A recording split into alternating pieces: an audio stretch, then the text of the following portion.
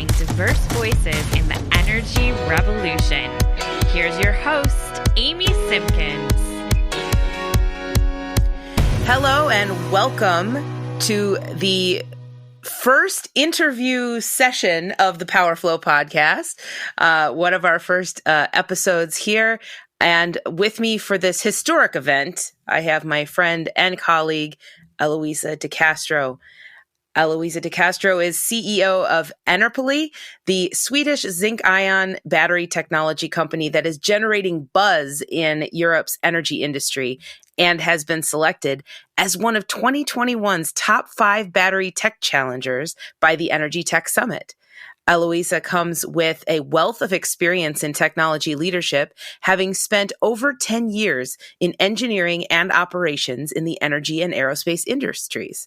Prior to Enerpoly, she served as Director of Market Operations and Program Management at Modern Energy. Eloisa earned her bachelor's in mechanical engineering from MIT and her MBA from INSEAD in France. Welcome to the podcast, Eloisa. I'm so glad you're here. Thanks, Amy. I'm delighted to be here. This is super fun, and I'm so excited to dig in with you around batteries and the state of the industry and all sorts of stuff. But first, I'd love to talk a little bit more about yourself and your expertise and kind of how you got here. Like me, well, you know, it's always fun to talk to a fellow MIT alumni, but like me, you started out in aerospace, or spent some time in aerospace anyway, and then kind of made the transition to energy. So I'm curious to hear more about that story. I mean, I started my full-time career in aerospace, and interestingly enough, I did start out. I think it kind of happened the other way around. I started in the energy industry. I spent my summers during undergrad working at energy companies. So I did energy trading, distribution, demand response.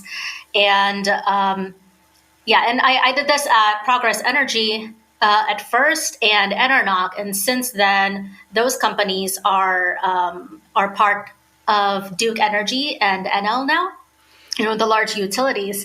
But then it wasn't until I graduated that I started to work in aerospace. So my employer at the time was expanding their simulation products that were used in satellites to be able to use them in renewable energy. And, I had a little bit of similar experience from my previous work in the energy industry, and it was kind of like a natural fit. So how did I get back into energy? I mean, I would say that it was really more through the kind of product development that I ended up working on in the aerospace industry. So what's really interesting is that, you know, when you're working in aerospace, I was a mechanical engineer, but all the problems that you try to solve are really kind of systems problems. So you kind of get some exposure to, a little bit of thermal engineering.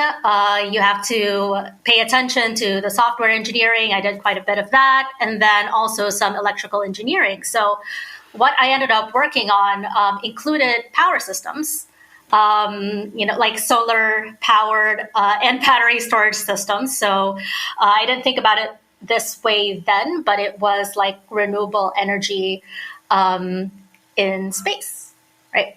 Anyway, yeah, I Totally. I totally have found the same thing, that there's this symbiosis, I don't know if that's the right word, between like aerospace and renewable energy, because you need to have those renewable energy systems, you know, on a spacecraft. And I've talked to actually a tremendous amount of people who have, you know, walked across those lines several times. Like sometimes when I introduce myself, I get like kind of a weird look, like, oh, like aerospace to energy, that's a weird transition.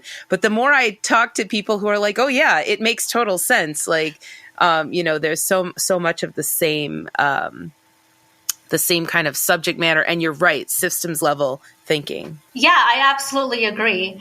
And it's interesting. I don't think it's really that uncommon to find a lot of things or a lot of people that have worked in aerospace before in energy, and also really interested in solving the kinds of problems that we solve in the energy industry. So tell me more about Enerpoly and tell me about the company, what the expertise is and what you guys are trying to do. Yeah, exactly. So what Enerpoly does is we are a Swedish battery technology company. And what we're doing is pioneering specifically the zinc ion batteries. And our aim is to bring breakthrough affordability to energy storage. I could dig into a little bit of, what makes our batteries a little bit different from others. Yeah, I was definitely going to ask about that. I know this much about specific battery chemistries, and I'm curious about the zinc ion chemistry. And I mean, breakthrough affordability sounds incredible. So tell me more. Tell me more about the chemistry. Tell me more about what makes it different. Definitely. Yeah. So there is something that's really important to remember about different battery chemistries, and it's that, for every single application that you could have within batteries, there are a number of different factors that you really have to consider. And cost is a very, very important part of it, right? So what we do at Enerpoly is we take a look at cost of storage per cycle. And that's really specifically important in the kinds of applications that we're going for. So we're going for a lower cost and also looking to increase the number of cycles. So what we really want is that for our total throughput in the battery to be much more affordable. And what's really interesting about the materials that we're working with is so we're working on zinc ion batteries. And what's really important about zinc and the other side of the battery that we're talking about, manganese, is that we're working with materials that have already been pretty well established in the battery industry. So you may be familiar with AA batteries, right? And of course. My kids are familiar with AA batteries. They go through them like they go through them like they're going like they're like they're going out of style. Yeah, exactly. So we use AA batteries in, children's toys or remote controls, and they're made, not all of them, but a lot of them are made with zinc and manganese dioxide.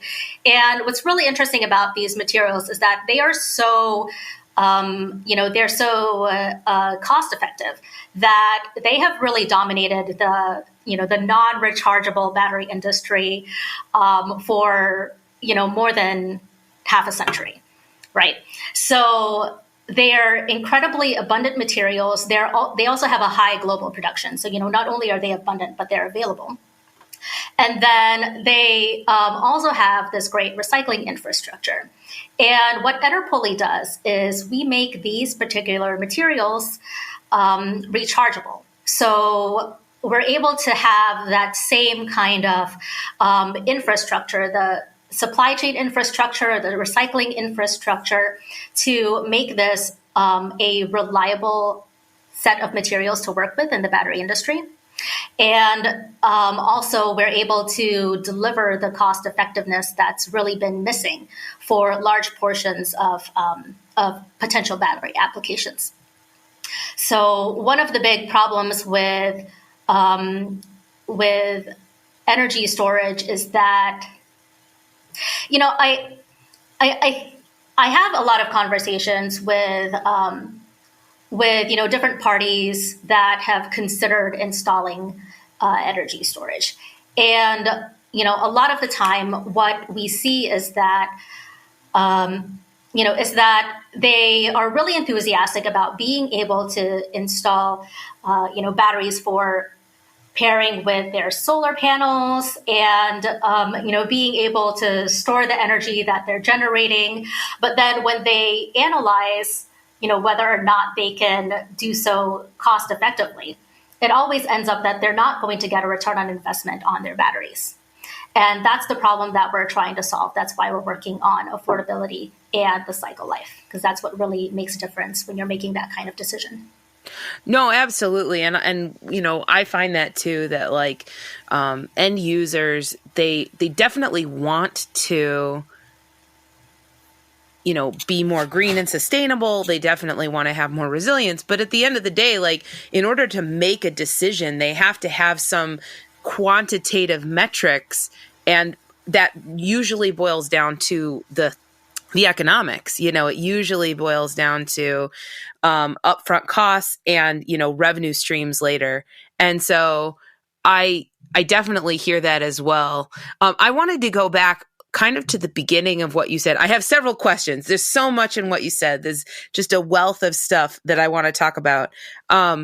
One of the things is one of the first things you said was talking about like cost per cycle, driving down cost per cycle, and thinking about cycles on batteries. And I'm just curious on your perspective. I'll give you a little bit of my perspective, and then maybe you can elaborate of like the various applications and difference in number of cycles necessary to do that. I think in the past with battery storage, before battery storage was a thing, to be paired with renewables or to time shift non-dispatchable generation and stuff like that. Before all that, I think there was a certain sector that was totally fine with like using lead acid for resilience, that like, it only needs to cover a very small amount of time.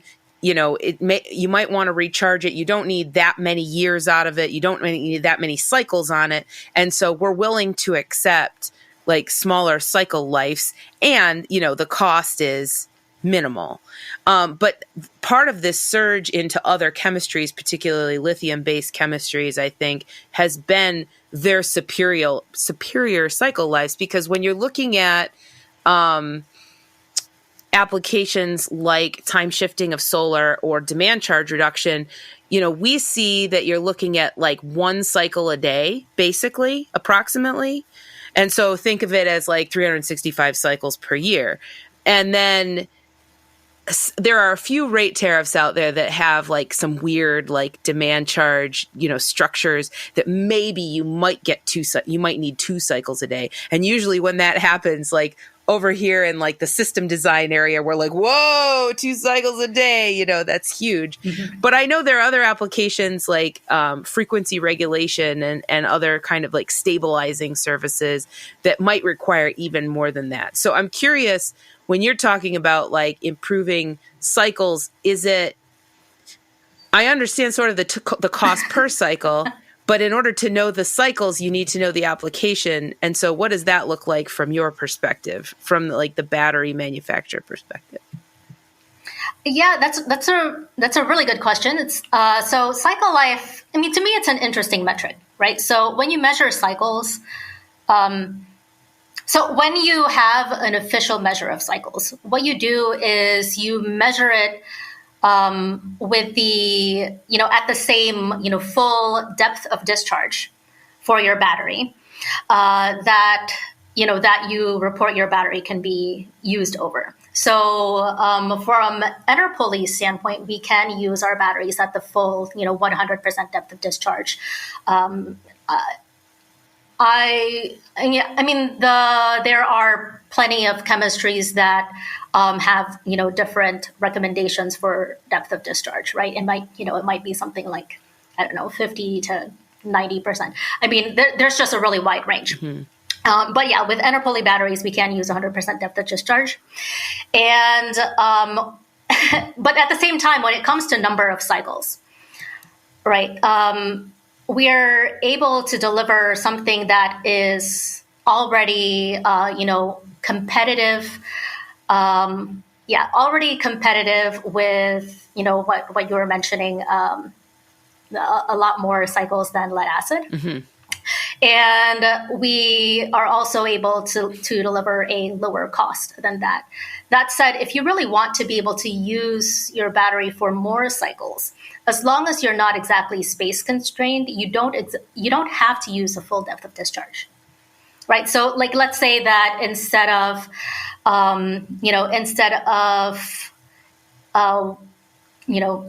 let's say that you have a battery that is 2,000 cycles, and you want to be able to get it to 4,000 cycles. So then that is definitely more than, if you're using it once a day, definitely more than 10 years is what you would expect, right? Then you would be able to double the size of your battery and use it for half the depth of discharge. And if that's just assuming that the use is how the battery degrades. So, there are a lot of different things that go into that. Does that answer your question? That's a really interesting design approach, and it's something that, like, we haven't used in the past. Like, we've never looked at it as, well, you would get a bigger battery because you want to reduce the number of cycles. Typically, and I suppose it depends on the cost, right? Because it's a trade of the cost of the bigger battery versus the cost of the degradation. Typically we would size the battery based on, what we optimize the need, around the need.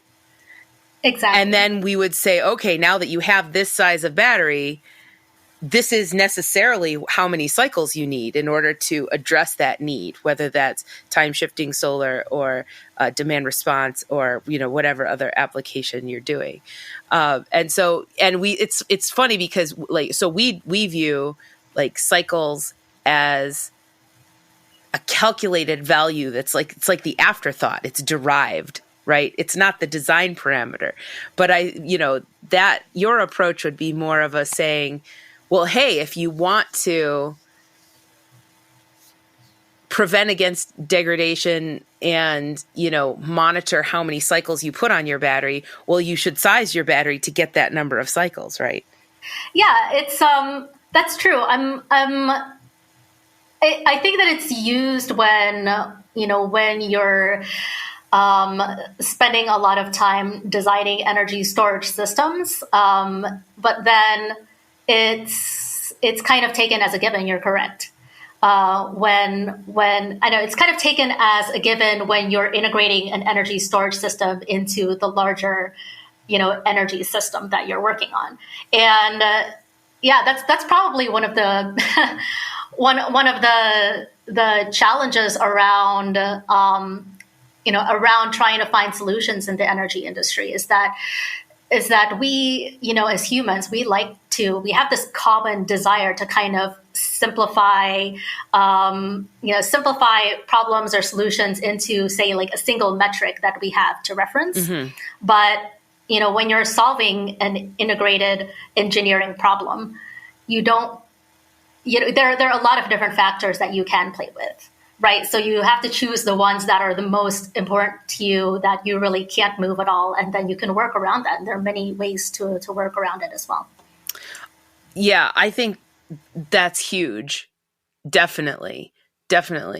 I think also kind of alongside that, there's also what's coming up for me is that traditionally in this industry or any industry, like we've commoditized this industry. So like, you buy a piece of equipment and like you expect it to, that, the manufacturers of that equipment don't really know what you're going to do with it. Right. Like we always mm-hmm. tell the story around here. This is not energy, but like if you went to Caterpillar and bought a dump truck, like Caterpillar's going to sell you a dump truck.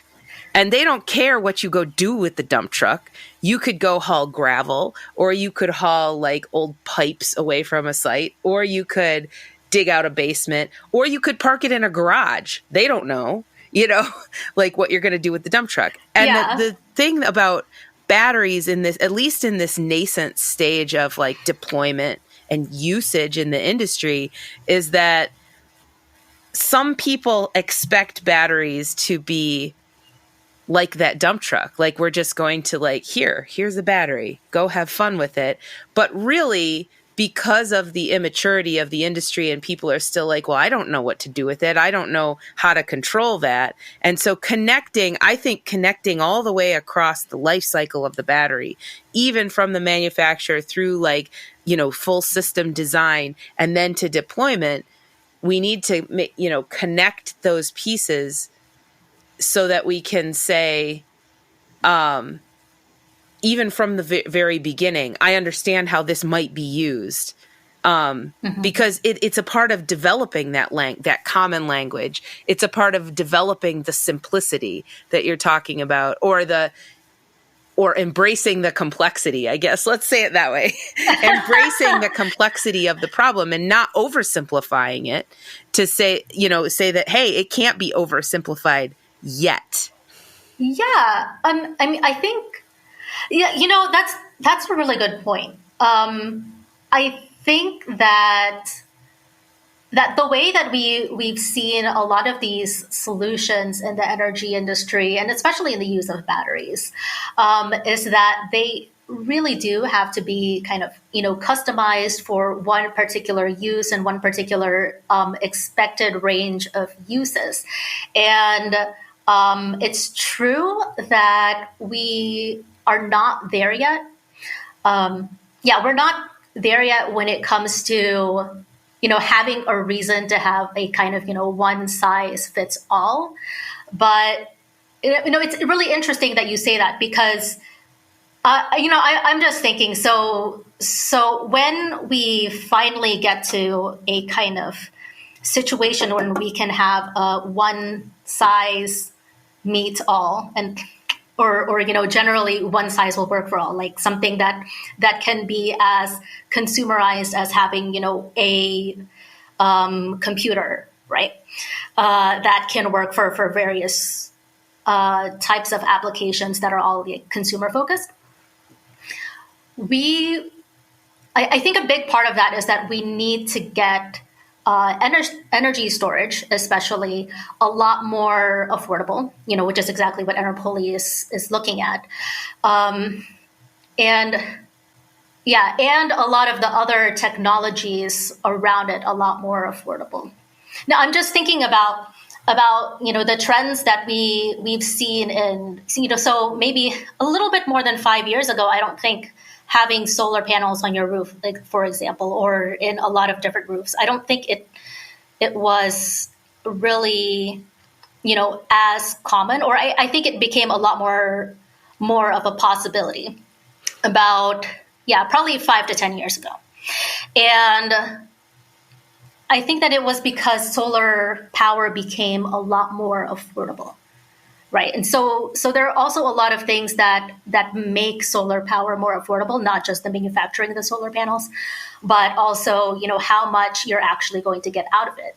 Like, if you look at where solar panels are really, have a lot more proliferation. Is that the right word to use here? But penetration, maybe penetration. Oh, yeah. Okay. So when you look at the places that have a high solar penetration, you have California, you have Australia, I know, has also high solar penetration. And there are a lot of factors that go into why it's possible there. And one is the affordability of solar panels has gone down significantly. The other thing is that these are, really quite sunny places, for the most part. And then also that the benefit is much higher. So the energy there is quite expensive. Yeah. I think. Yeah. So a lot of these things, I mean, then it becomes economical. Exactly. So. No, totally. So I want to go really quick back over to the supply chain and the recyclability piece, because I think that's super important around the Enerpoly batteries. And so tell me more kind of so the supply chain is in place, right? Because we're using these materials and batteries anyway. And it's not such a new, it's almost, it's a new capability of an already established technology, right? The rechargeability is a new capability. Would you agree with that statement? I'm putting words in Enterprise mouth.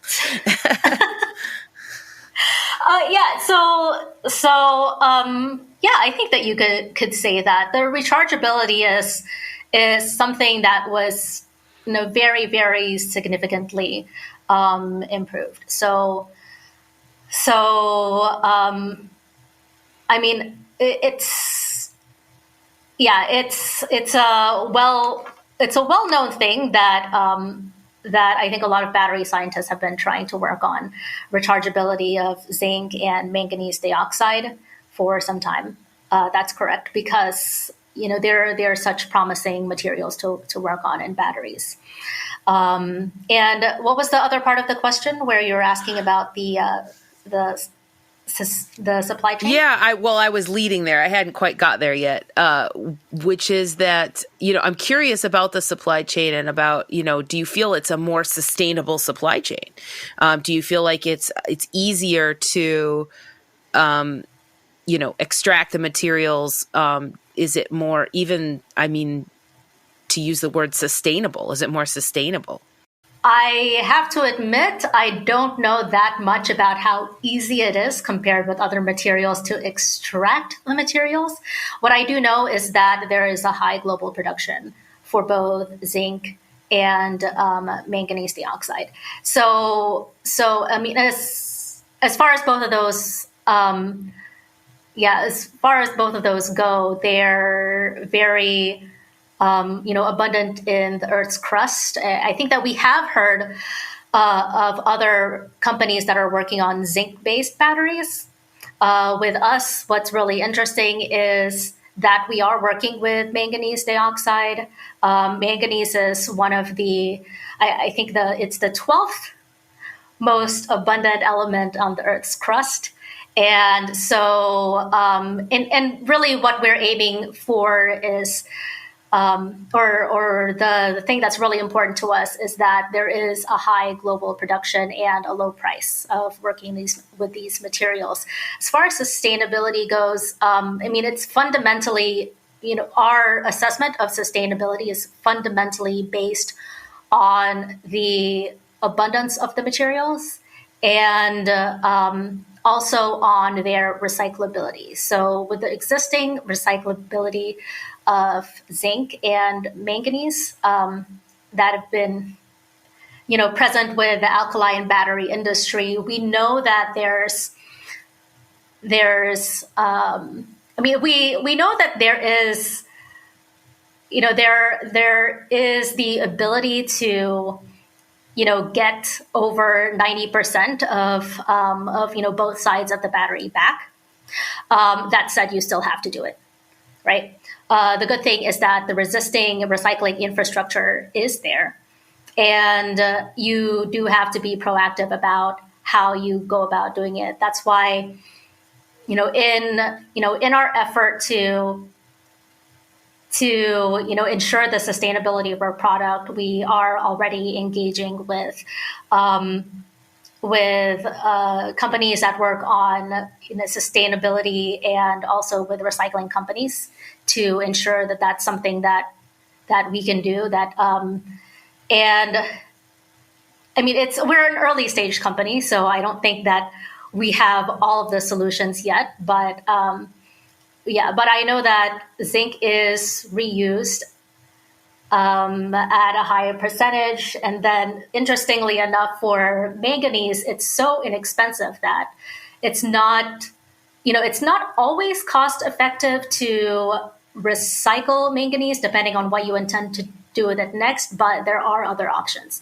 So we have seen that manganese is used for fertilizer from time to time. So, these are all things that we're trying to figure out, but, it's definitely top of mind for us. No, that's incredible. Getting 90% of the battery back, like that blows my mind. And I think going about this, like starting as you mean to continue, really, with recyclability in mind is huge. And it's something that I haven't heard from, other areas of battery storage. And so this is, it's really exciting what you're doing. So we're going to take a quick break. And when we come back, we're going to talk to Eloisa about the view from her chair about what are the biggest challenges and the biggest solutions in the energy industry as a whole. We'll be back.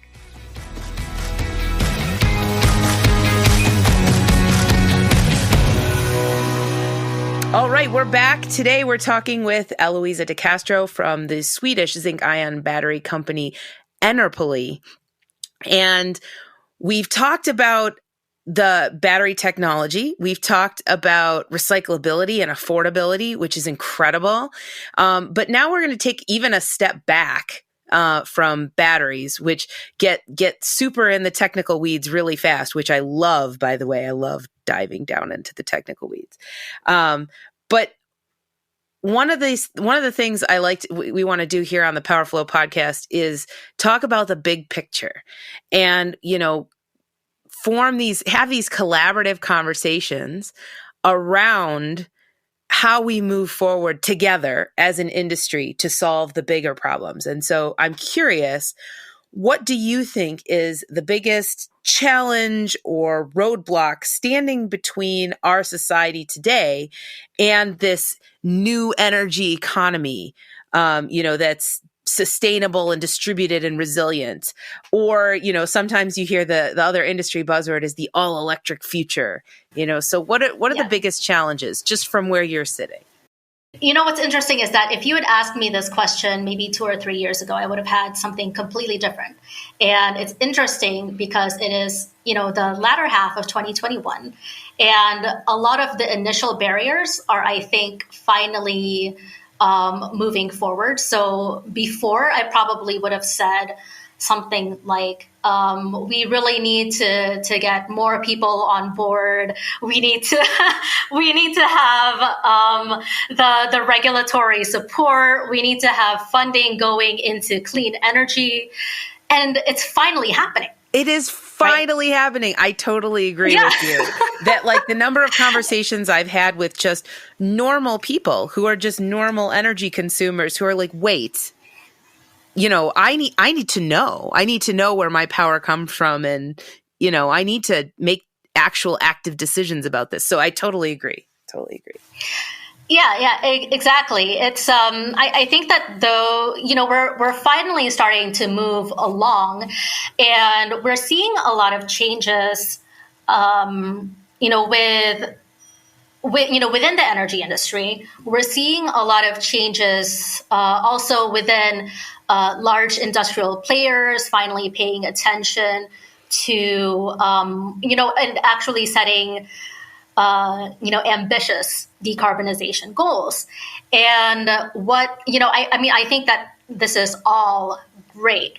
What I think really needs to happen is that, we're still kind of in this state where, although there is a lot of positive movement going on, we're still not in a state where everybody who wants to contribute to clean energy, has the ability to do that.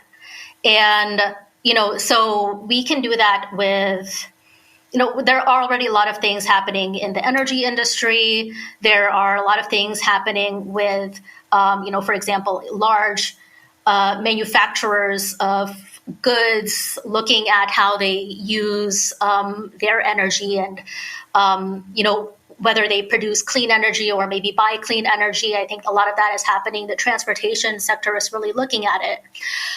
And there isn't, there are still a lot of, like you mentioned, consumers that are really interested in this, but then what they need to be able to also contribute to clean energy is not there yet. And there are several things that go into that. I mean, there's the affordability of solutions that, can be used by consumers, or, what is, what we're hoping will become prosumers. And, just for a little bit more of context there. That's just the idea that consumers will be able to also kind of participate in their own kind of energy generation and have this as an asset that that contributes to that's a little bit closer to the way that other larger players like utilities, how the utilities make their energy decisions. It's the solutions that they have, the understanding that a traditional consumer, would need to have to become what is called a prosumer. And then also, I think that the solutions are not quite there yet either. In what way would you say? I think that for there to be a truly, I think for consumers to really, truly be able to take control of how they use energy, there needs to be a use case that's a little bit more friendly to the average consumer. Whether they use their electricity at a certain time, or they might install solar panels and then they're really confused about whether or not they're usually surprised that they can't just use the energy that they generate at the time that they intend to use it. So they think, okay, I've installed solar panels. Great. Now, if the grid's out, then I can still generate electricity for myself. And I think that there's a level of understanding that isn't quite there yet for the average consumer of how they can take charge of the energy that they have. And then also, the solutions for being able to do that aren't really affordable enough or complete enough for it to be something that they can really use. Right. So we've got kind of three main things here. We've got like the consumer education piece of like why you would want to have some sort of energy generation plus storage and whatever energy equipment is out there. And there's a little bit of a misunderstanding. I wouldn't say misunderstanding, just it's a continued learning. And I would agree with you that it's maybe sort of a marketing problem, a consumer education problem of like what it looks like to have energy resources, energy assets, that like in the past, with net metering. And what net metering was designed to do was to say like, hey, like if you can't use that energy on site right now, like we'll take it. The grid can take it, the utility can use it, and we'll just pay you back and it's super easy. And that worked when solar was a very small portion of the total generation portfolio. But what they're finding, especially like you mentioned in California, is that they have so much solar on the grid that their grid actually, or their generation profile, they have this huge bucket in the middle of the day when the sun is out. And then at like around 5 p.m., people are starting to turn on lights, cook their food, turn their HVAC up. And so demand starts to spike at the exact same time that the sun is going down. And it creates an incredible stress on the grid, and that too much solar without storage to mitigate it is actually contributing to like some grid instability, and they have to be careful about that. And so, in the olden days of 5 to 10 years ago, when there were, like you said, much less solar penetration and net metering policies provided you with an economic justification, it seemed easy, but we've evolved, right, since then. And so now you have like, okay, well, in order to really get the maximum, net metering programs are starting to either lose their value or be retired and replaced by other incentive programs that are more complex. Mm-hmm. And I agree with you that there's just among general users, general consumers, there's kind of misunderstandings about how and when they actually get to use their solar power. So there's this communications problem, and then there's a affordability problem of buying the equipment that you need, just full stop, right? And that includes generation, that includes storage, and that includes any other like balance of system that's required to put that system in place. And then, like you were saying, kind of the complexity of those systems is still pretty high. And the customization around those systems is still pretty high. There's no like, as much as Elon Musk wants you to believe, there's like they're stamping battery systems coming off some production line. Like that's really not what it's like in the industry. Like this is not a solved science yet. That's why we're having these conversations about innovation, right? So those are kind of your three things. And all of those, each one of those things in and of itself is huge. So yeah. My next question here is, from your perspective, what are the most important things that we as a total industry, and it doesn't have to just be Enerpoly, and it doesn't just have to be MuGrid Analytics, it could be the things that we are doing as an industry to solve those challenges? Like, what are the first baby steps we need to take? And it could just be around one of those pillars. But what do you think? Yeah, as far as I think that we've done the first baby steps, and that is starting to get a move on regulation. And I think that the general public has also been a lot more supportive of it. But in terms of what we can all do together, is that, well, I think that we should realize that this is a problem that needs to be solved together. I mean, my expertise, Enerpoly's expertise is within batteries, but we can't solve this only with batteries in any solution. And when I think of what needs to be put together, I think that we need to have a lot more coordination in how different technologies work together. So I mean, I'm just thinking about, when I'm thinking about what could possibly make it possible for consumers to really have a high adoption of the clean energy and energy storage in their homes, or for maybe more commercial buildings to install this.